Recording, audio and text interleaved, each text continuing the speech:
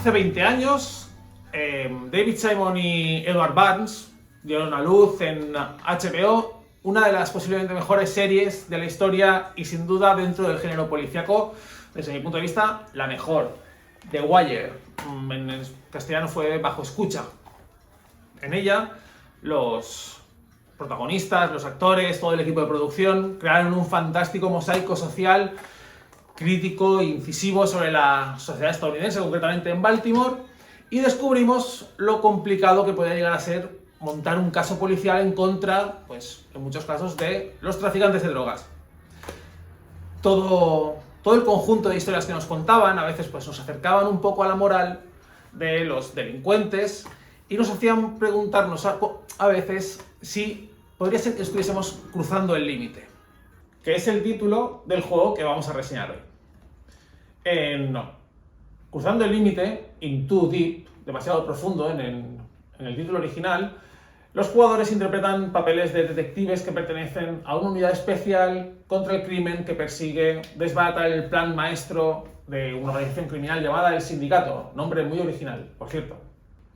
He empezado la intro con The Wire porque una similitud que tiene con la serie este juego es que los jugadores, en teoría, pinchan de un modo un poco curioso las comunicaciones de los criminales que pululan por Nueva Adén, que es la ciudad futurista en la que se sitúa la acción.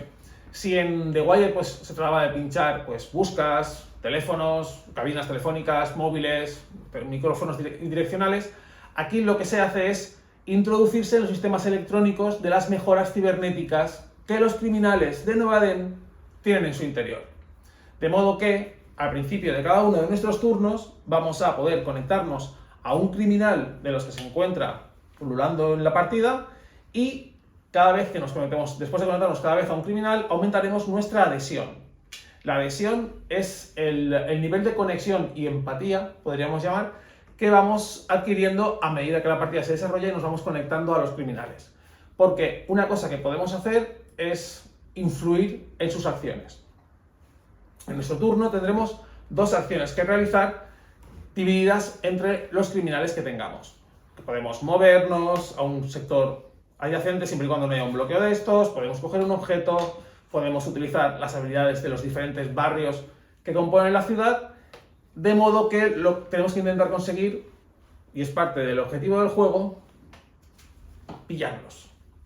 Porque si a McNulty, Fremont, Erk, Press y a toda esta gente le costaba infinito poder conseguir pillar a un traficante hablando por teléfono de cómo iban a trasladar el alijo de droga de un sitio a otro, en Cruzando el Límite cuesta bastante poder conseguir que, como dice esta carta de aquí, que tú, cuando dice tú, es el jugador controlando a un criminal en concreto, y un criminal que tenga un objeto, debéis estar solos en la misma zona. Fácil no es. Por eso, empezamos la partida con un crimen menor y un crimen mayor de nivel 1. Hay 3 niveles en los crímenes que forman una trama general bastante interesante que, si te pones un poco en la historia, pues le da bastante flavor. Si no conseguimos que esas cartas que tenemos en la mano, es decir, si no los pillamos cometiendo el crimen a pesar de estar influyendo en sus acciones, pues podremos al final de nuestro turno descartarlas para robar nuevas cartas que tal vez se adecuen un poco más al setup del juego o a la adhesión que hemos conseguido con los criminales y poder aprovechar ciertas ventajas que ahora os explico. A medida que pasan los turnos y vamos subiendo la adhesión con los diferentes criminales que hay en el tablero, podemos llegar a un nivel, el primer nivel, el nivel de habilidad, en el cual los personajes que tenemos bajo nuestro control o nuestra influencia nos permiten utilizar sus habilidades. Cada una son diferentes. Podemos activar las habilidades de zona adyacentes del tablero o podemos saltarnos a otra zona del tablero. O se puede considerar que, por ejemplo, pasa con Sombra, este personajito de aquí, se considera que siempre está sola para requisitos del juego. Cosa que ayuda bastante a poder realizar los pequeños puzzles que suponen los crímenes que vamos a ir resolviendo. A medida que va pasando la partida y conseguimos mayor adhesión, llegamos al nivel de resistencia y en el nivel de resistencia podemos tener más acciones a costa de perder un punto de adhesión. Con lo cual, pues, va mejorando bastante lo que es el flujo del juego. Pero no solo de sus propias habilidades viven o cometen sus crímenes los delincuentes, sino que pueden echar mano de los contactos que hay en la ciudad. Por ejemplo, en Villa Ion se puede echar mano de los contactos y conseguir un potenciador, ahora os explico cómo funciona porque es bastante importante, o una carta de crimen menor para poder tener más cartas en el siguiente turno y tener más facilidades para resolver. O podemos irnos a, no sé, podemos irnos a la ribera para conseguir alguna pista, que son el core del juego, o archivar alguna pista.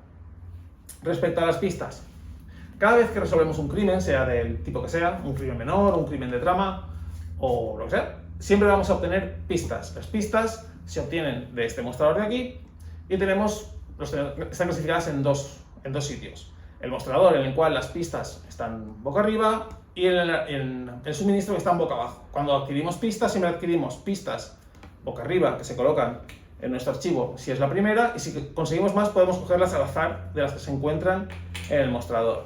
Después de adquirir pistas, las tendremos que archivar según lo que nos permita el crimen que resolvamos, de 1 a 4 pistas, por ejemplo.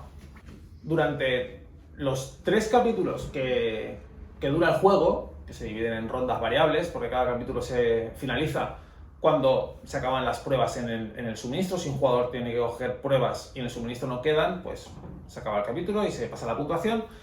Tendremos que ir archivando pruebas en función de 2 aspectos.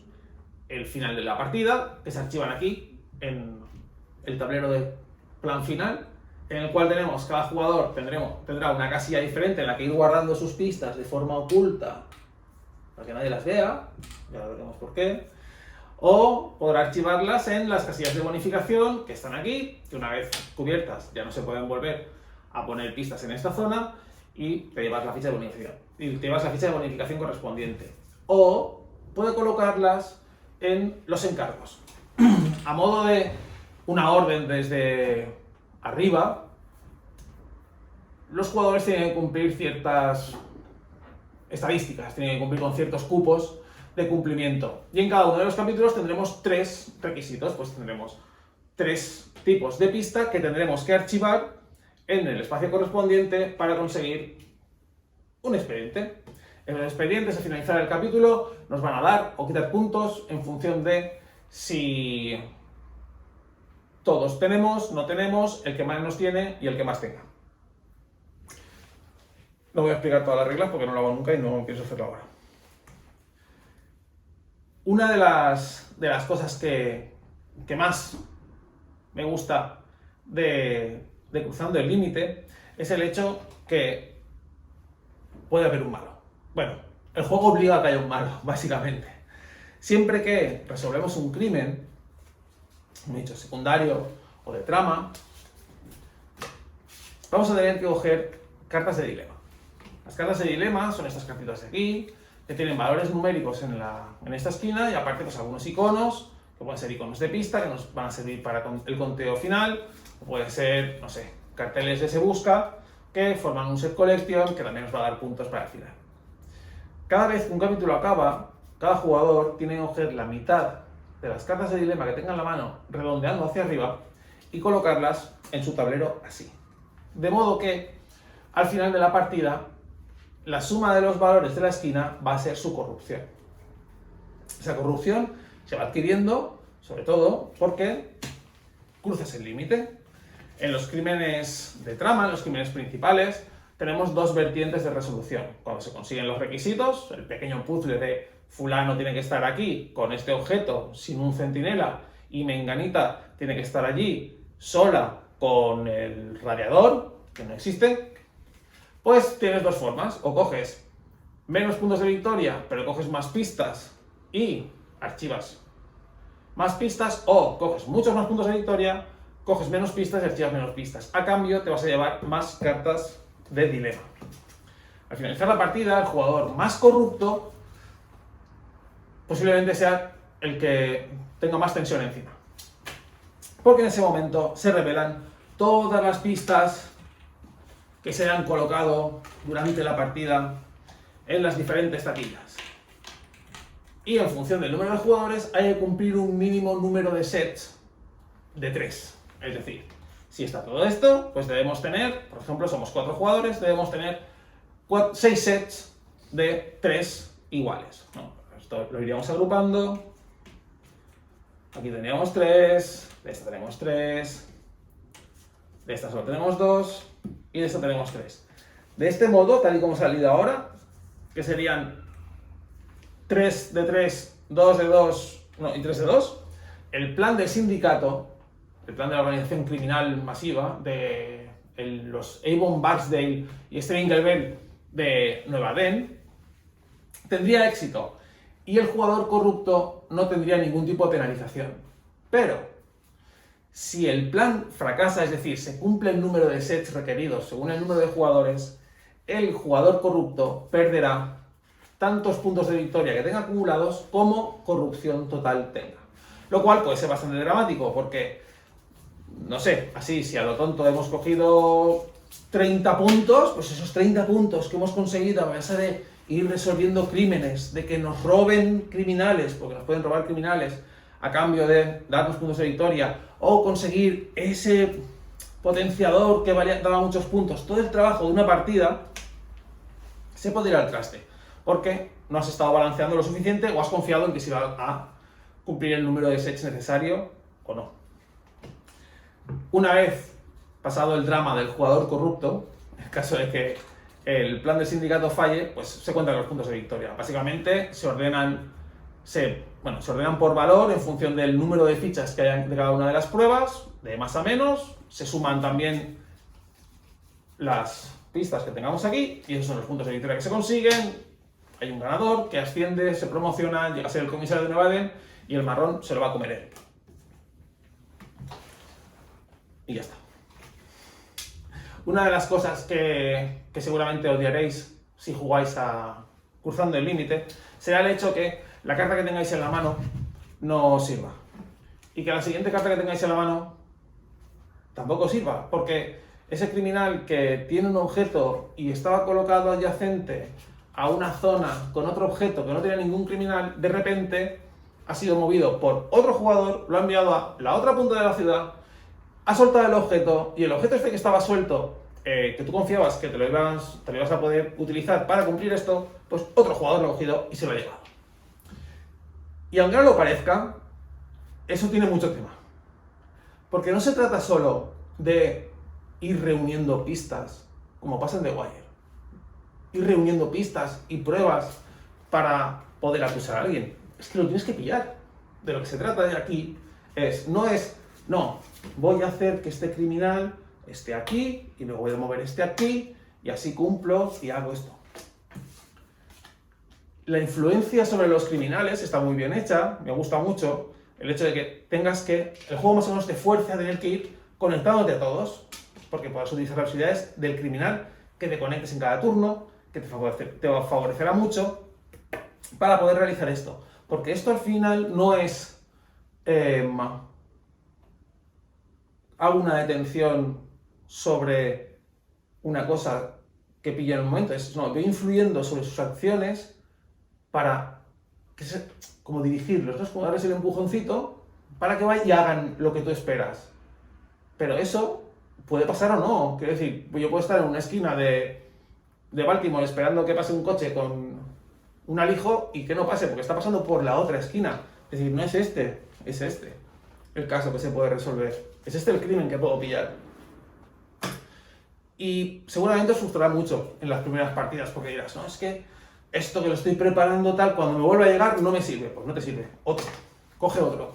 Y ese tampoco me sirve, no pasa nada, coge otro. Pero mientras tanto, hay que ir conectándose con el resto de criminales para que cuando te llegue el momento, tu nivel de adhesión sea lo suficientemente alto como para poder aprovechar las habilidades de cada uno, porque todos tienen habilidades que rompen las reglas del juego de una forma brutal. Otra cosa muy importante que parece desapercibido son las habilidades de los barrios. Al principio de la partida estamos muy limitados, tenemos muy poca adhesión con los criminales, tenemos muy pocas acciones, pero las habilidades de los barrios nos facilita muchísimo la existencia. Algo tan básico como coger un potenciador. Los potenciadores son estas fichas que tenemos aquí. Si son azules, los podemos utilizar cuando queramos. Si son rojos, se disparan en el momento que lo cojamos. Por ejemplo, esta nos permite coger 2 cartas, guardárnoslas aquí y robarlas al final de nuestro turno. De modo que en el siguiente turno vamos a tener 3 crímenes menores para poder resolver, abriendo mucho más el abanico de resolución de crímenes. Y esta, azul, nos da un punto de acción más. Si la coges pronto, el resto de jugadores tienen 2 acciones y tú tienes 3. Y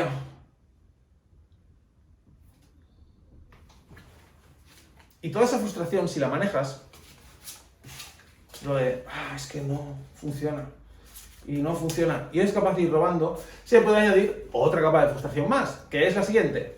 Los crímenes de trama, los rositas estos, están ordenados por 6 letras diferentes que están aquí a la izquierda, y cada uno está de un nivel. Empiezas con una carta de nivel 1, puede ser el G1 por ejemplo, y se resuelve. En el siguiente turno, o el mismo turno, te sientes en racha y dices, voy a coger una de nivel 2. Y se coge una de F2. Y si no hay ninguna carta de crimen F1 resuelta, no puedes resolver este crimen. ¿Y sabéis qué pasa? No pasa nada. Se descarta y coges otra. Porque cruzando el límite, a pesar de ser un juego de puzzle, de esto tiene que estar aquí, con esto, y esto tiene que estar aquí, y el centinela tiene que estar aquí, y estos bloques tienen que estar aquí, y así nadie va a pasar, y hasta que alguien pase, o no sé, no tiene que haber presencia policial, que es estas cosas que hay aquí, cuando activas, cuando haces chanchullos en un barrio, se mueven de otros, los policías se van moviendo y te van jorobando un poco la existencia, o incluso tienes habilidades que te permiten mover toda la presencia policial a un distrito en concreto. A pesar de todo eso, y ser un juego un poco cerebral, con el sentido que tienes que estar pensando todo el rato en el puzzle, y un poco caótico, porque todos los jugadores siempre están influyendo sobre el estatus del juego, es un juego con un montón de tema. Tiene tema por un tubo, y todo tiene sentido. Tiene tanto sentido que hasta la adhesión te da puntos. Tu nivel de adhesión en los criminales hace un minijuego a los Reiner Knizia, en el cual el criminal al que estés menos adherido es el que te va a dar puntos dentro de tu trama de adhesión. Y para mí ha sido un juego sorpresa. Me lo recomendaron, lo probé, me gustó, lo volví a probar, me gustó. Tuve una partida caótica, pero aún así me continúa gustando. Y es seguramente una lástima que no haya tenido la suficiente publicidad como para que todos vosotros lo conozcáis o lo hayáis jugado. No es el mejor juego del mundo, tiene sus fallos, tiene un nivel de azar que si no entras rápido en el tema puede molestar bastante. El robo carta, no la puedo resolver y no ves claramente cuál es el plan que tienes que seguir y te puede generar y lo he visto, cómo te genera un estado de ánimo bastante incorrecto, creo. Pero si entras en el tema, ves rápido el juego y solo pretendes divertirte en un juego que, no sé, si lo comparamos por ejemplo con uno de mis favoritos de toda la vida, que es Android, que Android era un juego con una temática un poco similar, resolvías un crimen en una gran ciudad y se iban moviendo. Y era un juego muy largo, que podíamos estarnos en 2 horas y media, 3 horas mínimo para acabar una partida. En Cruzando el Límite, fácilmente, una vez se pilla el flujo del juego, podemos realizar una partida totalmente satisfactoria y plena en 1 horita y media.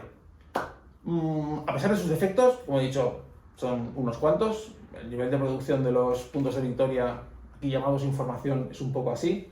El nivel de componentes no es a lo mejor el mejor acabado, pero sí me parece una estupendísima oda al cyberpunk y el neo-noir que se merece tocar muchas mesas. Hasta aquí la reseña de hoy. Nos vemos en la próxima. Cuidaos, jugad y disfrutad mucho. Hasta luego.